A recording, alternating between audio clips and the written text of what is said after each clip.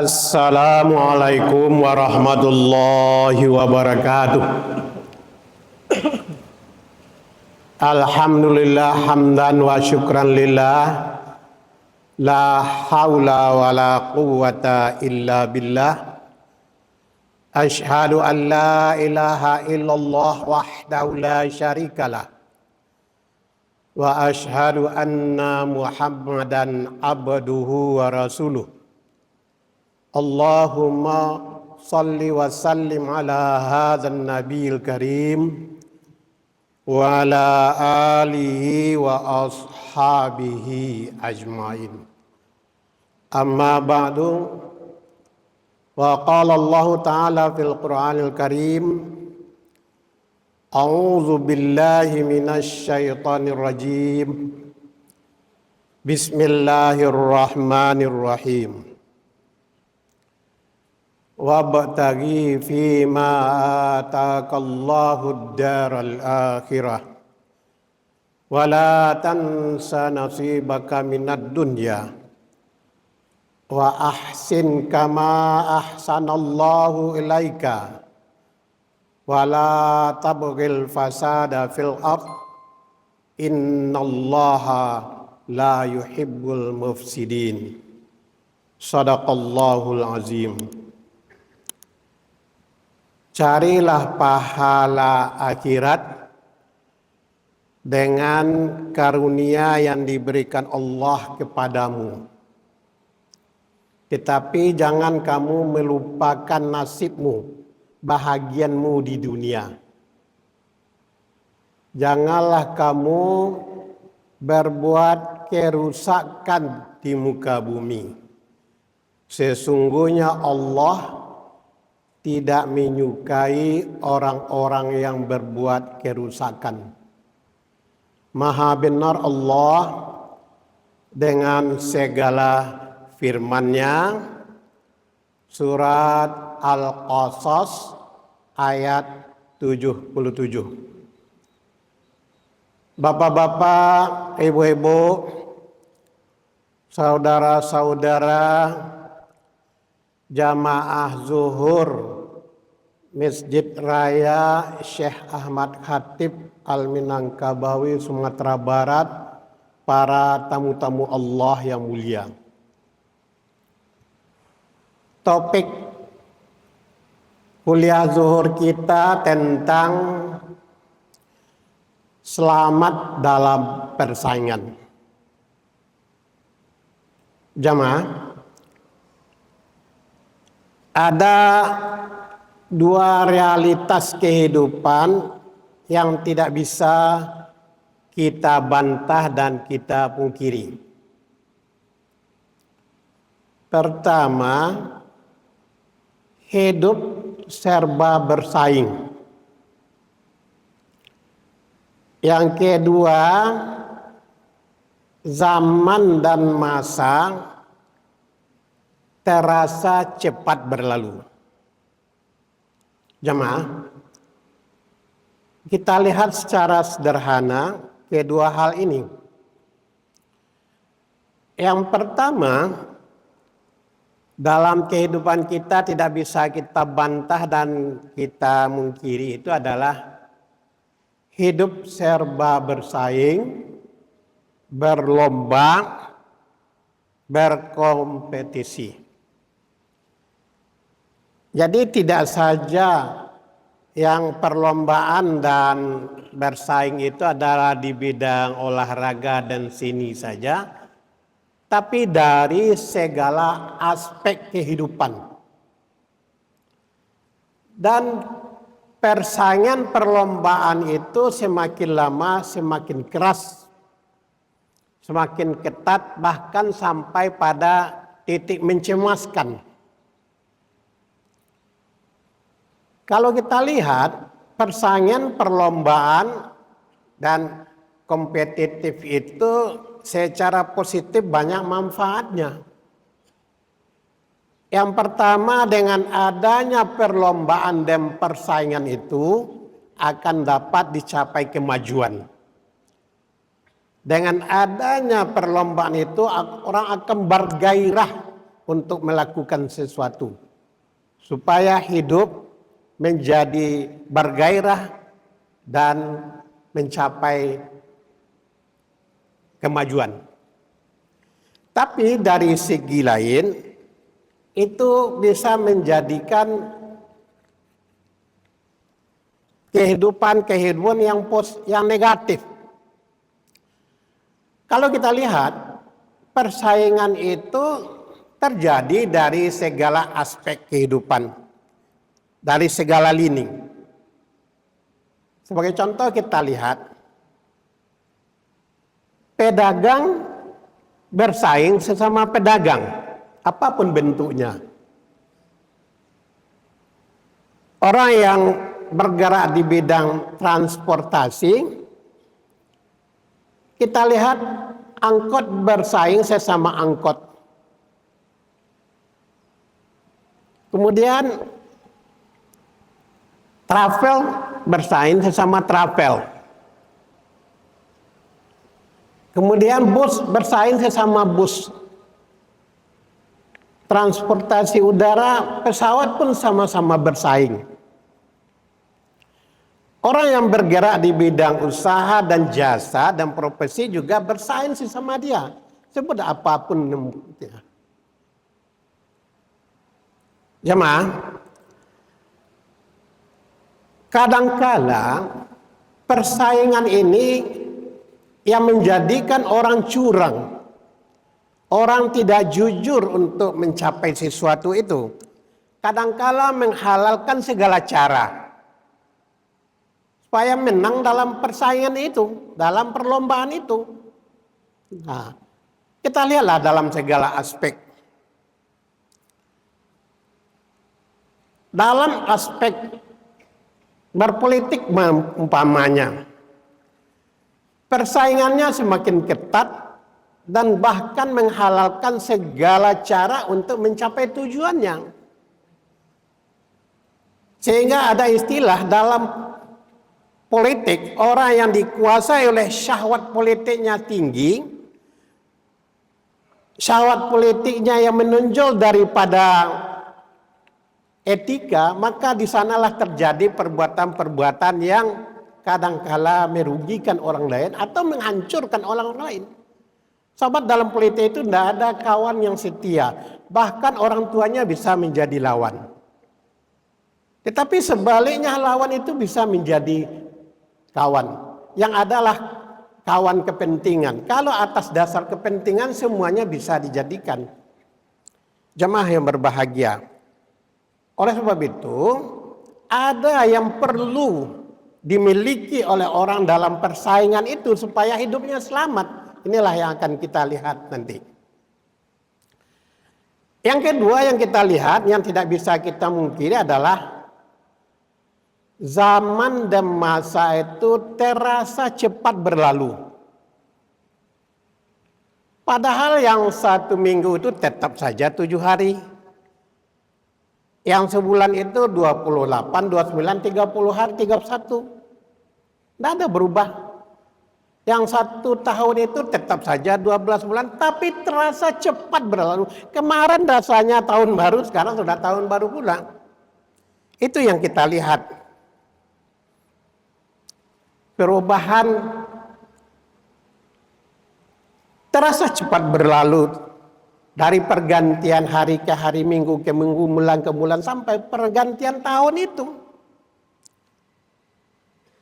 Kemarin kita merasa bocah, menjadi muda, dewasa, sekarang sudah tua keriput.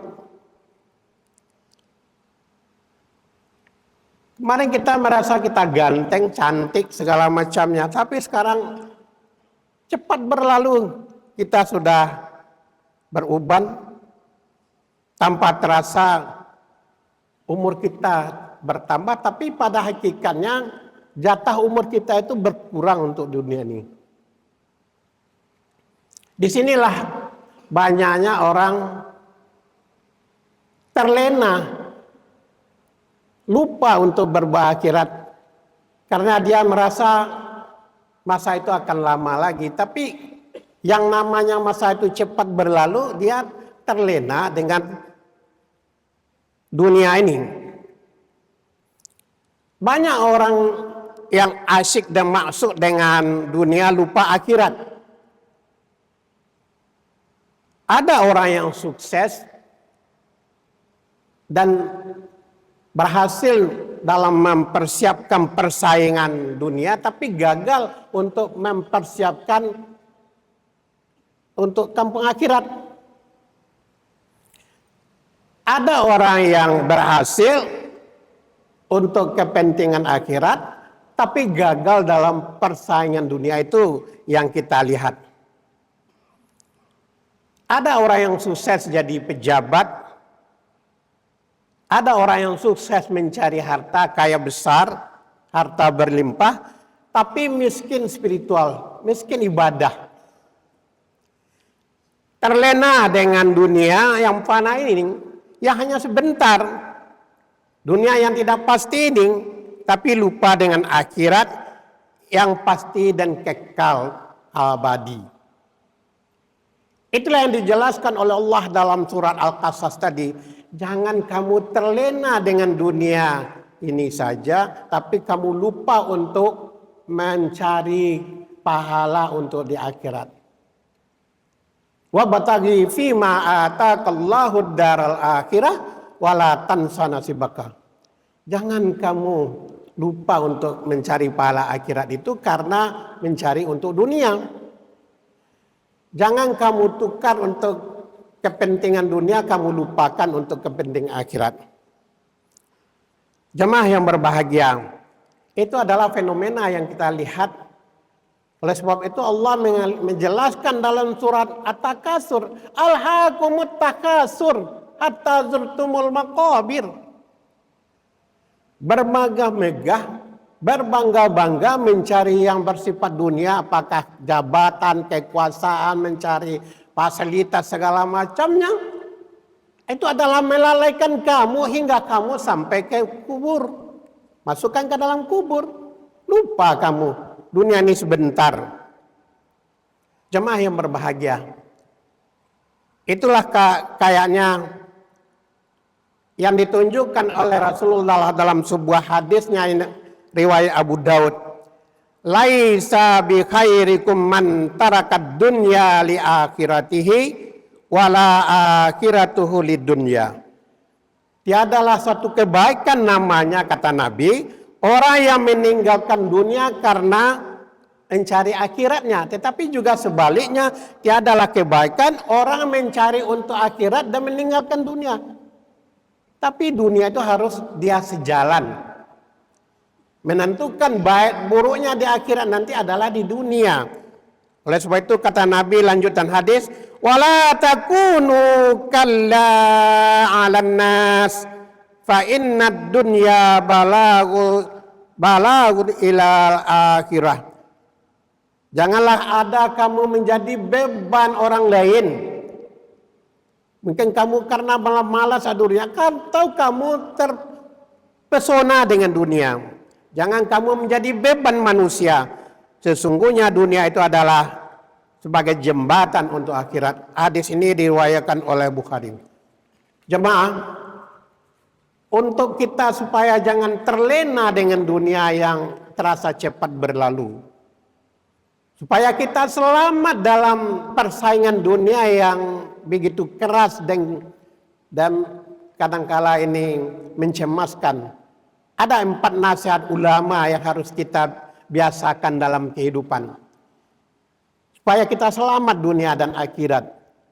Yang pertama kata ulama adalah, kullama zada umuruhu zada ta'atuhu. Setiap bertambah umurnya, maka bertambahlah ketaatannya. Jangan sebaliknya, semakin bertambah umurnya semakin cingkah perangainya. Jangan seperti itu.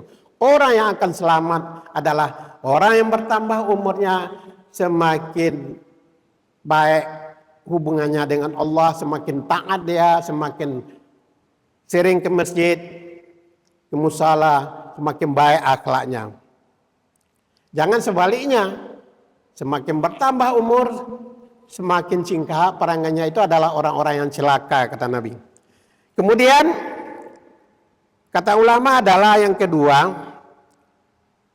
kullama zada ilmuhu zada tawaddu'u.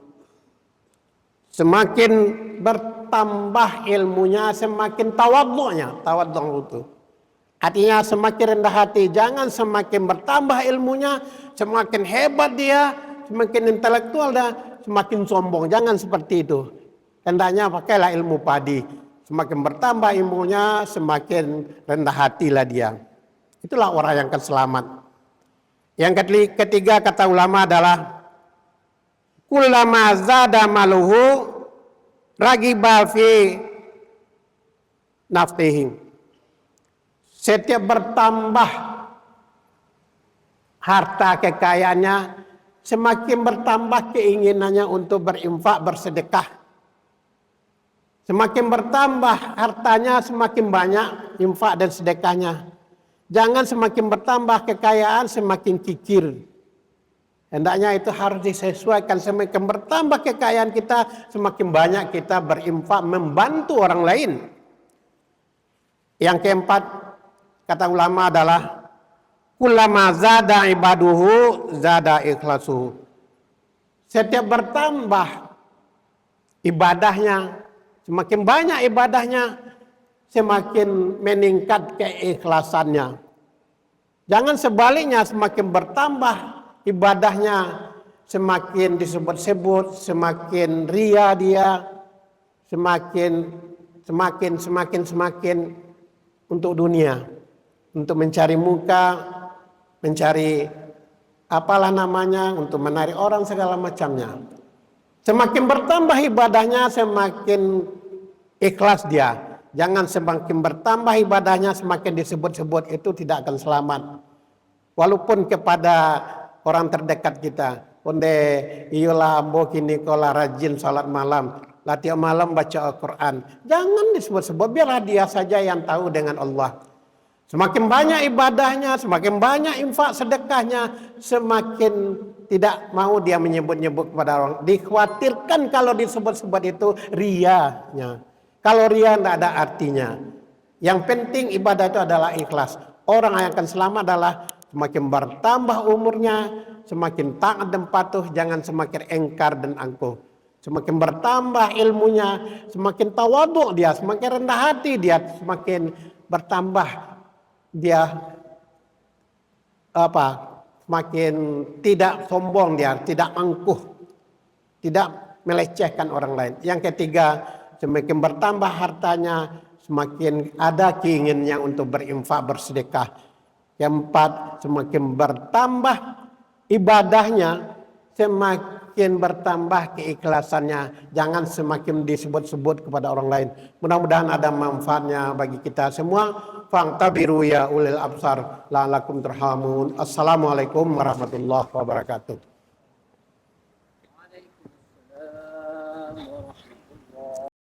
Mm-hmm.